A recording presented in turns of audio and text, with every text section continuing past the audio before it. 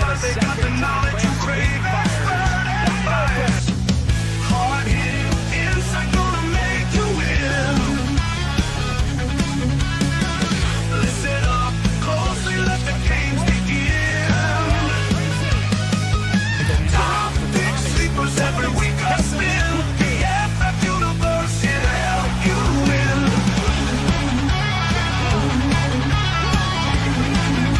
The fantasy football universe. FFU, what is going on? I am S. Romero here with one of my best friends in this space, co-founded FFU. Jesse, how you doing, bro? Hey, I'm good. It's nice to get back in these streets. Let me tell you what, It has been a busy offseason. I may have kicked a hornet's nest or two today, but we don't need to talk too much about that. Yeah, I'm quite excited to, talk about the offseason guys and the free agency and where they're going to land. So, happy to join you. Let's do it, baby. Yeah, for sure. I mean, as you know, it's rookie season, so everyone's in the hype with rookie mocks, drafts, combine coming up, all that kind of good stuff. But before we get into the draft, the free agency has to happen. So we want to talk about some of the top free agents in our eyes and, players you should maybe try to target before they move to a new team, or maybe, stay away from them if there is possibility of them moving to a new team. But let's just dive right into it. It's not a heavily deep free agent class. We've definitely seen deeper, but there's still some guys you might want to try to target. Let's start with the quarterbacks here right now. Top quarterbacks that we have in mind here, we have Sam Darnold. That's a big discussion. Both Pittsburgh quarterbacks, Russell Wilson and Justin Fields, who apparently are a package deal or something like that.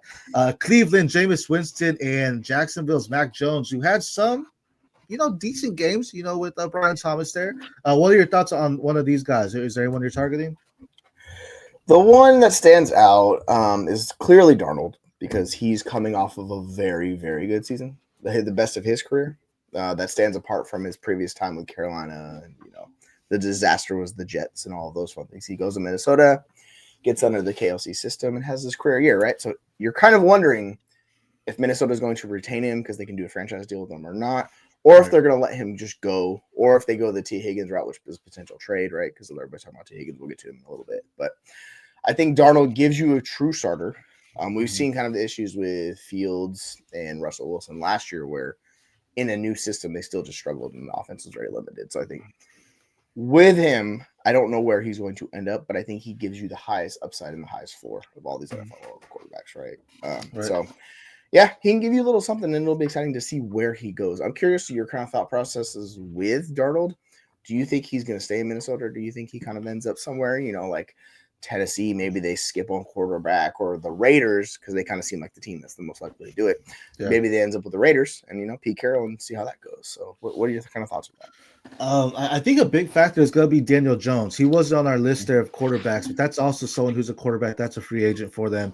But he signed with them last season, right? Giants released him. He signed with them. Yep. Rumors have it that, some teams are interested in him, Pittsburgh being one, actually.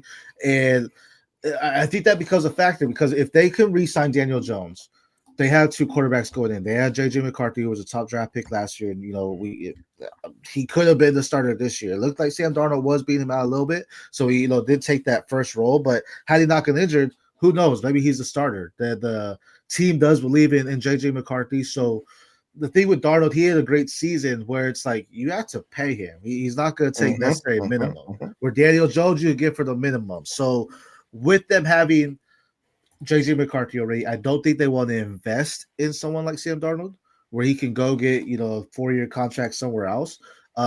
He's definitely a bridge quarterback. So ironically, what if he ends back on the Jets? Like, what if he had a great season and he goes back there, right? That could be something interesting. The Raiders, I know, need a quarterback, but, I don't think, those are really the biggest teams that I could see take a shot like that. Like, I don't think Tennessee would go sign him when they have Levis, who's like, if they're going to just stay, just stick with Levis and, go with it. So the Jets kind of scream a little bit to me, where it's like, hey, they do need a quarterback too. Aaron Rodgers, that whole fiasco is possibly gone. So I think that's a good spot. If you can buy him for a third or so, I would. I don't know if he has that name value. Like, I wouldn't trade a first for him at all. A second, maybe a late second. But if I could get a couple thirds for Sam Darnold, I'd go do that right now. Yeah, we've kind of talked about the Sam Darnold thing being his value and how it looks in the market, how it's really, really hard to get high-end value for him. Like if you're getting a first-round pick, Yeah. I think there was a deal where someone gave Darnold and they also gave, I can't remember the other player I'm looking on it, but they got like the 201. It was like Darnold plus to get the 201, and Mhm. that's kind of like your high-end range of outcomes, right? Yeah. Because people with first-round picks are just kind of just holding them because you know Right. what, those are limited assets, and there's only 12 of those in the league available at the time, right? Right. So just like you could wait. So I think, yeah, if you could get him for a couple thirds, absolutely, I would do that because you know how I feel about third and fourth round picks. Those things Yeah. are pretty much worthless because they're dart throws. We talked about it last year with all of these guys. Like we loved ourselves Scamani Vidal and certain players that Right. were in the third round range, and you know, like Jalen Polk and those guys, but they cashed out and just burned you, right? So you kind of have some Right. third round picks. Obviously, you know, you get the Buckies or you get the Puka Nakuas, which seem like they're once every 5 year situations. So I don't think you can get that, right? So yeah, Right. I'd happily pay thirds because you know he's going to be starting. I think that's the most important part, right? You're going to get Right. a quarterback, super flex leagues. Yeah, that's worth it. In one QB leagues, it's a different discussion because there's an infinite amount of quarterbacks available. So it Right. really depends on the league, right? So yeah, that's where I'm at with. I'm with For you. sure. I would like to do. I think Do, that's a good deal. do you think, or would you rather target Darnold or Wilson or Fields? Like, do you think they have a better market possibility? I think Fields is the most interesting because the upside is the highest with him when he starts. Because when you know he's on the field and playing, the points per game and the upside he gives you is high end quarterback. The issue is the floor is incredibly low just because he's not guaranteed starting job anywhere he goes. So you kind of have to hold him similar to kind of I view him as like a backup running back, like the backup quarterback that gives you the upside. Like it's rare, but if an injury happens or upside, you get a guy that's going to immediately go in your starting lineup, and he's likely going to be better than your starting QB2. And on some teams, he will give you more points than their QB1. These kind of middling quarterbacks, right, that they have. So, like we talk about a Darnold, he would give you more points than a Darnold, realistically, right? So that would be the interesting one to play. I mean, Russ, it's just, I don't know. Russ, the upside's really not there. He's not the mobile scrambler he was. So I'm not that interested in Russ. I have him on one or two teams as kind of my desperation starter because I've screwed up the quarterbacks because it's so bad. But yeah, you can roll with it. If you're that desperate, sure, you can chase those guys, the Daniel Jones, the Russell Wilsons. If you want to get them for free as throw-ins, take a shot because you never know how it goes. But I'm not going to target them just because you know how that goes. If you target them, it could burn you. And we're gonna hit to running backs. But speaking of upside, you know, Jameis Winston, he had a stellar end of season there. If you had him on your team, and even if you were a Friends playoff team, like if you realize, hey, I'm not gonna make it, you should have been selling Jameis Winston. Like if you could have got like a second for him, it doesn't matter where it is, just trade that because now you'll be lucky to get a third. Like he came out and done it, but I don't see a team necessarily signed into a big contract. Like I think he's still gonna be that journeyman type of backup quarterback for you, but definitely someone to watch out there. You know that you should have sold at the time, and important why it's sell at a high if you can on some players. Let's talk to the running backs though. Running backs has some fun guys in here. Pittsburgh, Najee Harris, another Pittsburgh guy. Team's kind of going crazy. Minnesota, Aaron Jones, Cleveland, Nick Chubb, Denver, Javonte Williams, and Dallas, Rico Dowdle. The one I really like here is y'all know how I feel about Najee. I think there's some teams that will take a shot on him. It's not Pittsburgh. I really like the idea of him in Dallas or even Las Vegas. I think both those teams could potentially get him if they feel, hey, we can get him in a complement running back because this running back class is so deep to go with him. But who on this list really attracts you? Whoever ends up with the Raiders in the Chip Kelly offense, because the Chip Kelly offense is going to give you high-end running back production every year. It is practically guaranteed when you get that because they're basically top 5 in attempts and like they do the rushing volume to the high end degree because they run the fast-paced offense. It's just you don't think about it with Chip Kelly offenses and look them running it a lot, but they do. If you look at the data, it tells us that. So if Najee or if I would love Aaron Jones in that situation because that would be fantastic if he has there. If any one of these running back ends up with Chip Kelly, and we talk about Rico Dowdle, who's a real under the radar running back who was solid in his role with Dallas last year. That offense was a disaster, but Rico Dowdle was the one guy in the running back room that was good. So if you can get Rico Dowdle for cheap, any one of those guys, yeah, I like them as cheaper versions. I saw a deal where it was Najee plus Thielen gave somebody a first, and if that's the situation, if I'm getting a first round pick for Najee, I know you love your boy Najee, but getting a first round pick for him, like that's like you know what, that's that liquid asset that you keep holding on to. So I have Najee and Thielen. I'm about to go send that to all my league mates right now. He bites it. Yeah, you know what I'm saying? Like getting a first round pick, that's some money for him. But yeah, like as much as we like to kind of talk about Najee as kind of like a guy that didn't really live up to expectations. He gave you multiple decent starting RB2 seasons, and his rookie year, that was the boom year where if you had him, you should have held him. If you missed out on that market and you held him past that, and you were like, I'm going to trust in Najee, and it didn't work out because of whatever reason, right? So it's with all of these running backs when they're not the truly elite running backs, and there's maybe about 5 or 6 of those guys that are, once we get past Bucky, I would say, it really, and then you get into Chase Browns and these guys, we talk about Tyron Tracy, right? The value to sell them for 1+s it's really hard to pass on that because it comes to this. We see Nick Chubb, who was valued incredibly high for years. Devastating injuries happen. So this is why the running back market is so fluid, and you have to be willing to move off those guys. So I think Jones, when you get into these older value running backs, that's going to give you production. And Najee, those are the guys that'll probably give you the most likely option for production. But if you want to go cheaper route, I really like Rico. I think he's the one that's the cheapest and most likely, I think, to give you production. Yeah, he looked good with the horrible line in Dallas this year. And speaking of that, I'm a firm believer not everyone's worth the first, but what I mean by that is go and offer it. If you can get it, by always take it. But if that's like your market, you're not competing at all, like don't hold it to that. Like if you get a couple seconds, take that, because the idea is maybe you don't get the first with the trade you're trying to do with that player, but you get assets. Now these assets can turn that into a first because the assets look a little bit sexier than the player did, right? So you have to think of that. Like you said, Nick Chubb. He was worth the first round pick, I feel like, because he was a top running back. I'll be, if you get a second out of him, you're lucky, but that's the value drop vary. Najee, the fringe, I think you could maybe try to argue a back end of first, but you're probably looking more towards mid-second for him, right? Javonte Williams, he was a prominent prospect coming out. Injury happened. You're probably like a late second for him. Aaron Jones, 30 years old, but still look great. So be aware of where you gotta sell these guys. I do enjoy the Rico Dowdle, though I think that's a smart choice too. And he's someone that could potentially go to that Chip Kelly offense and do some wonders too. So definitely interesting to look at. With this running back class being so deep, it'll be interesting to see which of these running backs go before the draft. To see, who's gonna say, all right, I'm gonna take a shot on a rookie, or we're gonna take a shot on this veteran, or take it and then still, use high draft capital to get a running back as well. You never know. It's always possible as well. Now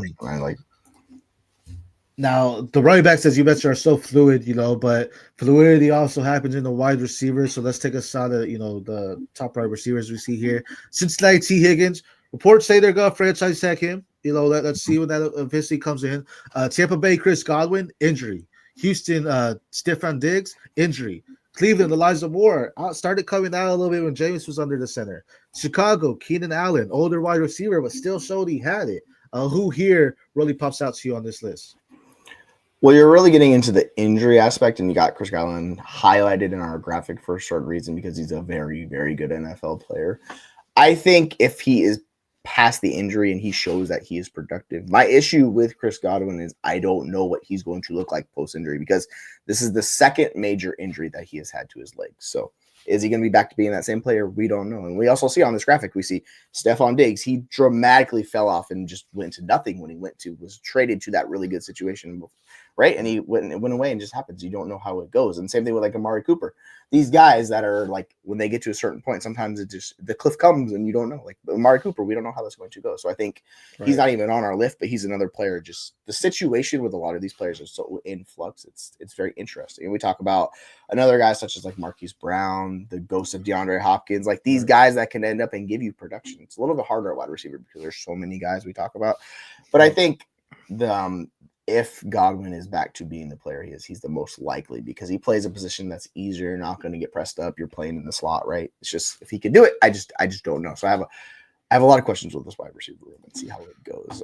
If you're targeting one of those guys, who's the top guy? I mean, obviously it's T. Higgins, but outside of T. Higgins, is there someone else in the lesser tier guys that you're really targeting this offseason? I think if you could get Diggs on the low, I mean, before Diggs got hurt, he was possibly going to be a top 10 wide receiver yet again, and over 1,000 yards yet again. So he showed it, yes, it was a injury. I believe it was ACL for him. And if let's say he stays in Houston, I think that's a possibility. that's great for him, but I think he did show he's still a solid wide receiver. So depending on how his rehab and recovery has gone, that could play a huge factor. But he definitely showed that he still had it, going to a whole different system in Houston, from Buffalo prior to, he showed he's a very valuable wide receiver. So if I could get him for a second pick, I'm going to go ahead and do that, but I think some may still hold that name value where he's worth that first. So it's like, really, what are you trying to do? But I like the value here. He's probably the one outside T. Higgins because, as I said, they're saying they're going to franchise tag him. But he's probably the one that I think stays with the team. Just because he was on that 1 year, I think he loved what was happening. The offense looked smoother when he was on the field as well. Once he went down, it was like, man, I mean, granted, they had injuries at wide receiver all around. But I think he's one that could stay with the team and actually make an impact for them. Do you agree with Stephon staying there, or is there someone else you think stays with the team there? Yeah, we've kind of heard some rumblings about Chris Godwin going back to Tampa, and that sucks for my Jalen McMillan shares if that does happen, just because the market's so depressed with these guys coming off injury. Like we talk about Diggs coming off a severe injury, and like with Godwin, he's also a guy coming off severe injury, so we don't know how it's going to go for them. So I think both those guys, if a team wants to take a shot on them, I think that's the most likely thing that's going to happen. They get them for under market value, and if they come back to be the guy we hope.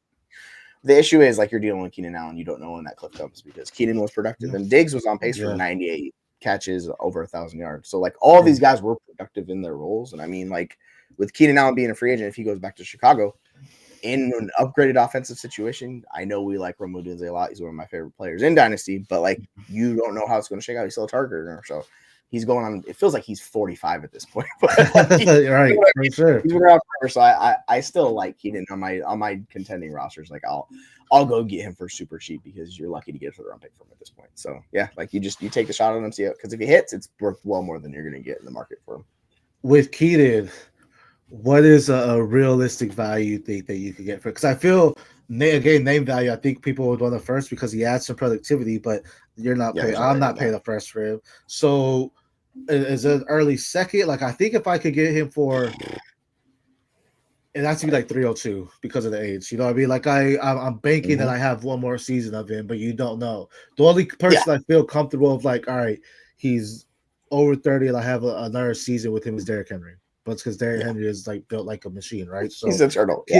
Keenan Allen, like you said, the drop off can happen. Amari Cooper kind of struggled this year. We've seen Hopkins, after coming back from injury, doing that. So is a 302 too high for him still, or is that like, all right, that's probably where you're looking at? I mean, yeah, as a contender, because like these guys are going to be contending teams. If you're rebuilding, why the F you have these guys, right? That were super producers. So, yeah, third round pick is the range you're talking about. Like, if anybody's offering you a second, just get rid of it because like that value is very liquid and very coming. So, yeah, if you're getting a third round pick from, I think it's fine value. And if you're not counting on him, if you're trying to cool down, like take a shot on a third round pick because this running back class is so deep, you could find a guy that you really like there. So I think that's a fair trade both ways. I just don't know the team that's buying Keenan Allen to really risk that. So you might be looking more towards late third round value, which is what the Dynasty market has in like a rate like 310, give or take. So if you can move it up to the early third, sure, that works for both parties. You send, you do the handshake, you get the deal done, and hopefully you get a guy that's going to push over another 100 yard. 100 catch season, which would be fantastic for him this game. Yeah, no, for sure. I mean, he definitely still had the challenge. I mean, you brought up some other ones, DeAndre Hopkins, Marquise Brown, Mike Williams, Deontay Johnson, one of our guys this year. Is there anyone on that list that was on our 5 here that is of interest to you? Whether it be Johnson or Hopkins or even Hollywood. Yeah, like you can go really far down the list. Guys that are going to be impact players on NFL teams. I think that's much more likely. Like we get into when I'm looking for him, where is he? We talk about potentially Darius Slayton, who has a decent role. Like it's really hard to find like impact fantasy producers.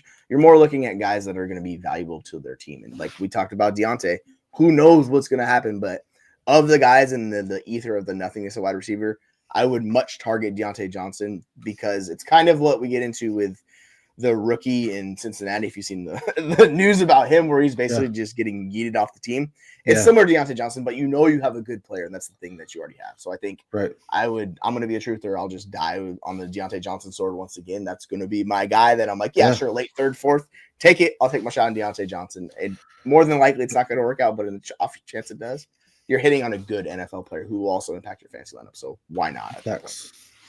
Facts. Nah, I absolutely love that. He proved he could do it. I think just unfortunate situations. And let's be real, we don't really want any Raven pass catchers. Unless you're Mark Andrews and No.